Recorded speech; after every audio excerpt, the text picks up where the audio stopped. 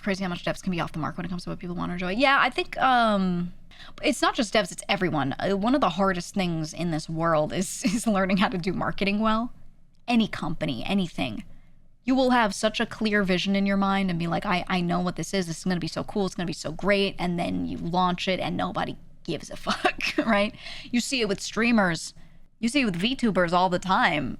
They do a thing and they've been working for months on this one thing, this one vision, this one whatever, and they go and execute it, and then boom, it's just who's even there watching? You know what I mean? Like, people work so hard on this stuff, and a lot of the time, the stuff they focus on is just not what the outside cares about.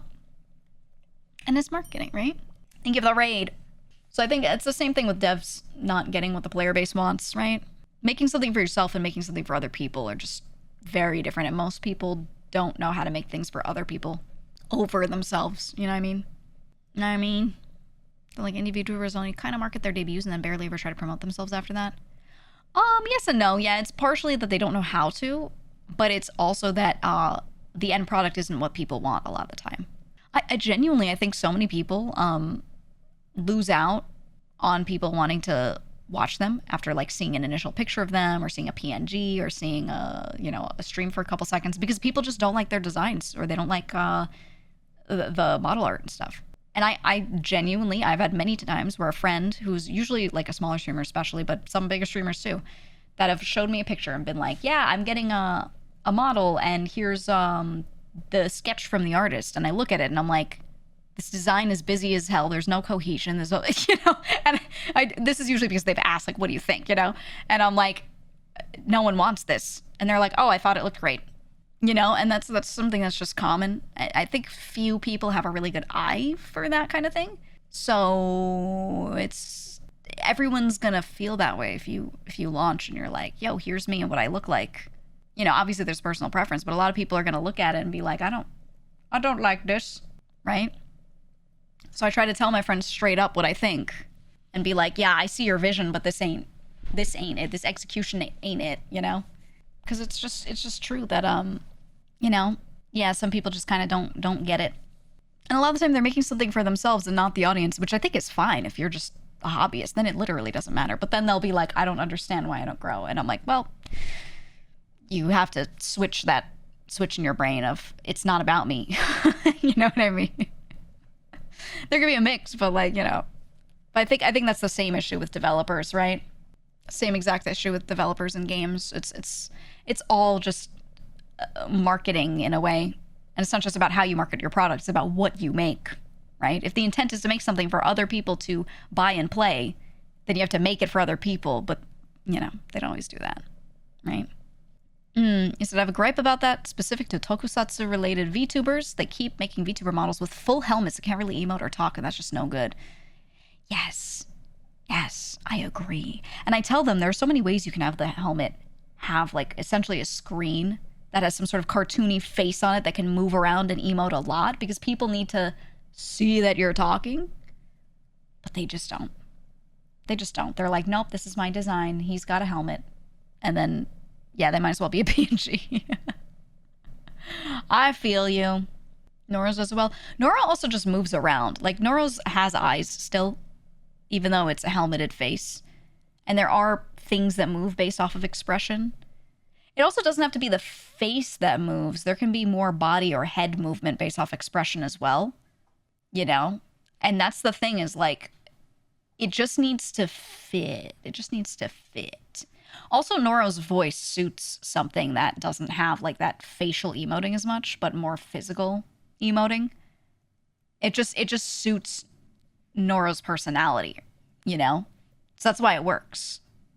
Because Noro has that voice that sounds like, I wouldn't say permanently bored, but like very chill and very like whatever, all the time.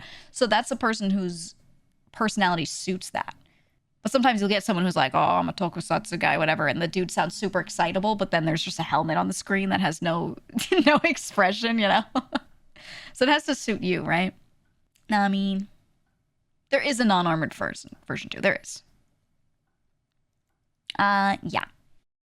I'm just saying, you can feel the armor, yes? And it's like a turtle shell. Like, that's it.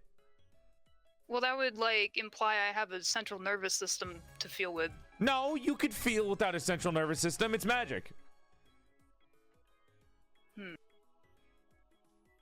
You win this time, doll man. What the fuck? I almost went full Optimus Prime helmet on my model, but decided more expressive was better. Yeah. Yeah.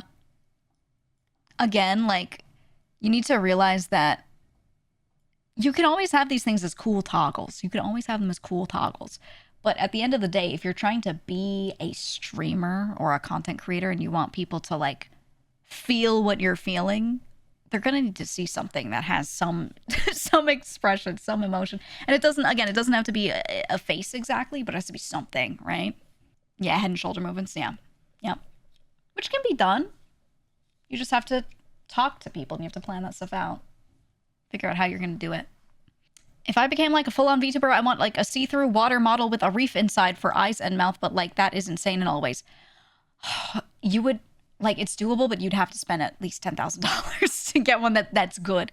You could do that for cheaper, but like to make it good, you'd have to draw so many little individual pieces of art and animate them all to move around that, yeah, I feel like it'd be so expensive. But hey, if you ever win the Mega Millions, you know, or the Powerball or whatever, and you just come into some money, you know, go for it. Go for it. And just be a little plant guy.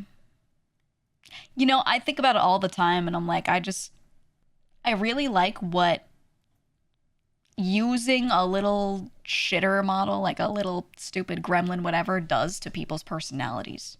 Because I feel like a lot of my friends, when they have like their cool, quote unquote, cool model on, right? The serious, oh, this is the real me kind of model on, they act a little differently. Not like they're not themselves, but you know, they're putting forward personality A little bit. But then when they get like a chibi model, it's like got like a little angry face or something, they just start doing it, you know? Or they don't do it, but the way they act, when they act a certain way, it feels amplified by the model, even if they're acting exactly the same. And I think that's what it's about. That's what it's all about. You know? So I think there's something to be said about you should just get the model that looks the funniest. That's it. Just get the one that looks the funniest, and then you're good. You know? Hello, guys. I love fun. What's more fun than camp? Nothing. We're going. And that was just her the whole time.